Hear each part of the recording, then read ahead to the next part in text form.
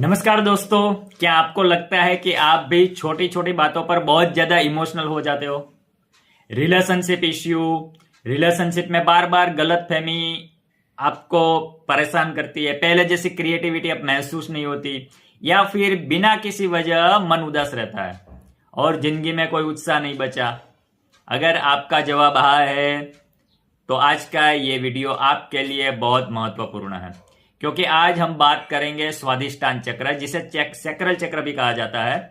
आध्यात्मिक परंपराओं के अनुसार यह चक्र हमारी भावनाओं को क्रिएट करता है, साथ में रिलेशनशिप, क्रिएटिविटी, खुशी और जीवन का आनंद लेने की क्षमता से जुड़ा हुआ चाहता है। अगर यह संतुलित हो, यानी कि बैलेंस हो, तो व्यक्ति अपने रिश्तों में प्यार महसूस करता है, नई नई चीजें सीखने और बनाने का उत्साह रखता है और अपनी भावनाओं को स्वस्थ तरीके से व्यक्त कर पाता है। लेकिन यह चक्र अगर इम्बैलेंस हो जाए तो जीवन में ऐसी समस्याएं आने लगती है जिनका कारण हमें समझ में ही नहीं आता। इसीलिए इस वीडियो को अंत तक जरूर देखिए। स्वादिष्टान चक्र हमारे लिए क्यों इंपॉर्टेंट है, ये मैं पूरी जानकारी, इंफॉर्मेशन आपको देने वाला हूं। पहला क्वेश्चन आता है कि स्वादिष्टान चक्र आखिर होता कहाँ है? दोस्तों, हमारे शरीर में मुख्य 7 चक्र बताए गए हैं। इनमें से दूसरा चक्र है स्वादिष्टान चक्र। यह नाभि से लगभग 2 से 3 उंगली नीचे पेट के निचले हिस्से में माना जाता है। इसका रंग ऑरेंज माना जाता है और इसका तत्व होता है जल तत्व। जिस तरह पानी हमेशा बहता रहता है, उसी तरह हमारी भावनाएं भी लगातार बदलती रहती है।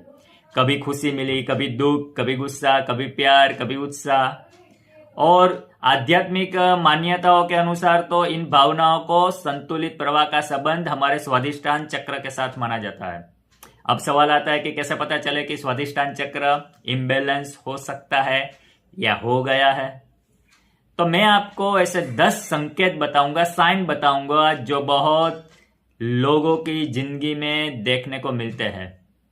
अगर इनमें से 4 से 5 बातें आपसे मिलती है तो हो सकता है कि आप अपनी इमोशन वेल बीइंग पर ध्यान देने की जरूरत अभी से है आपको। पहला संकेत होता है कि आप छोटी छोटी बातों पर बहुत ज्यादा इमोशनल हो जाते हो। किसी ने कुछ बोल दिया तो कई घंटों तक वही दिमाग में घूमता रहता है, या फिर बिना कारण मूड अचानक स्विंग हो जाता है।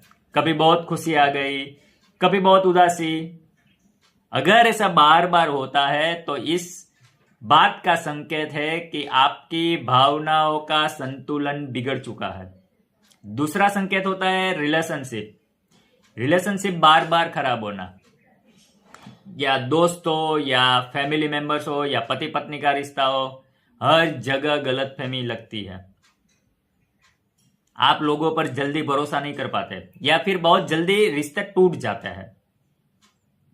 एक्चुअली देखा जाए तो इसका संबंध स्वादिष्टान चक्र से जुड़ा हुआ है। और तीसरा संकेत आता है क्रिएटिविटी खत्म होने लगती है। पहले आपके पास नए आइडियाज आते थे, काम करने का उत्साह था, लेकिन अब कुछ नया करने का मन ही नहीं करता। आप बिजनेसमैन हो, स्टूडेंट हो, या क्रिएटर हो, सबको क्रिएटिविटी की जरूरत होती है। अगर वह कम होने लगे तो यह एक संकेत हो सकता है। एंड चौथा साइन आया, हर समय गिल्ट महसूस करना। कई लोग छोटी छोटी बातों पर खुद को दोष देते हैं, जैसे कि मेरी गलती थी, मैं अच्छा इंसान नहीं हूं, मैं कुछ नहीं कर सकता। ऐसी बातें अगर लगातार मन में चलती रहे तो व्यक्ति धीरे धीरे अंदर से बिल्कुल वीक पड़ जाता है, कमजोर हो जाता है। 5वां संकेत है जिंदगी में खुशी ही महसूस नहीं होना। सब कुछ होने के बाद भी अंदर से खालीपन महसूस होता है, हंसी कम हो जाती है, हर समय थोड़ा ओवर थिंकिंग रहता है, ऐसा लगता है कि जीवन में अभी कुछ बचा नहीं है। छठा संकेत होता है दूसरों से अपनी भावनाएं शेयर न करना। यस, हम हमारी इमोशन, जो फीलिंग्स है, वो शेयर ही नहीं कर पाते। आपके अंदर बहुत कुछ चल रहा होता है, लेकिन आप किसी को कह नहीं पाते, और धीरे धीरे यहां पर दबाव बढ़ता जाता है और फिर छोटी सी बात पर वो जल जाता है। यस, वो हाईएस्ट लेवल पर आ जाता है। 7वां संकेत होता है हर समय अकेलापन महसूस होना। लोग आसपास है, फिर भी ऐसा लगता है कि कोई मुझे समझता नहीं। यह भावना भी कई लोगों में देखने को मिलती है। 8वां संकेत होता है नई चीजें सीखने का मन ही नहीं करता। कोई भी नया काम करने से पहले ओवर थिंक आ जाता है। पहले मोटिवेट थे आप, लेकिन अब सिर्फ वो टाइम पास ही लग रहा है। जीवन में जैसे पैशन खत्म हो रहा है। 9वां संकेत है, हर समय दूसरों से वैलिडेशन चाहिए। जैसे कि कोई मेरी तारीफ करे, कोई मुझे नोटिस करे। अगर ऐसा नहीं होता तो मन दुखी हो जाता है। और 10वां संकेत है, अपनी खुशी के लिए दूसरों पर डिपेंड रहना। अगर सामने वाला अच्छा बोले तो मैं खुश, अगर किसी ने इग्नोर कर दिया तो पूरा दिन खराब। यानी आपकी खुशी का रिमोट कंट्रोल किसी और के हाथ में है। लेकिन याद रखिए, सच्ची खुशी हमेशा अंदर से शुरू होती है। अब सवाल यह है कि अगर ये सभी समस्या है तो क्या इन्हें बदला जा सकता है? क्या स्वादिष्टान चक्रों को संतुलित करने की कोई प्रैक्टिकल टेक्निक है? जी हाँ, बिल्कुल है। मैं ऐसे 5 आसान तरीके बताऊंगा जिन्हें आप रोज कम से कम 15 to 20 मिनट करके अपने इमोशनल बैलेंस और इनर पीस पर काम कर सकते हैं। अगर अभी तक वीडियो पसंद आ रहा है तो लाइक जरूर करें और कमेंट में सिर्फ चक्रा लिखें। अगर आप हमारे माइंड रिवायरिंग और चक्रा बैलेंसिंग प्रोग्राम के बारे में जानना चाहते हैं तो डिस्क्रिप्शन में दिए गए नंबर पर व्हाट्सएप करें। तो दोस्तों, अब महत्वपूर्ण सवाल, अगर स्वादिष्टान चक्र इम्बैलेंस हो तो इसे संतुलित कैसे करें? सबसे पहले मैं एक बात साफ कर दूं, किसी भी चक्र को एक दिन में ठीक नहीं किया जा सकता। यह एक जर्नी है जिसमें धीरे धीरे आपका माइंड, इमोशंस और एनर्जी बदलने लगती है। आइए अब जानते हैं 5 आसान तरीके। पहला तरीका है मेडिटेशन। हर दिन कम से कम 10 से 15 मिनट मेडिटेशन करना है। जब आप मेडिटेशन करते हो तो आपका माइंड धीरे धीरे शांत होने लगता है। दबी हुई जैसे भावनाओं को दिखाने का, समझने की क्षमता बढ़ती है। अगर शुरुआत कर रहे हैं तो बस अपनी सांसों पर ध्यान दें। धीरे धीरे गहरी सांस लें और धीरे धीरे छोड़ें। सिर्फ 5 मिनट भी शुरुआत के लिए पर्याप्त है। सेकंड तरीका है, अपनी भावनाओं को दबाइए मत। बचपन से सुनते आए, रोना नहीं है, ज्यादा बोलना नहीं है, अपनी फीलिंग्स बार बार मत दिखाओ। धीरे धीरे हम अपनी फीलिंग्स को दबाना सीख जाते हैं या सीख जाते हैं।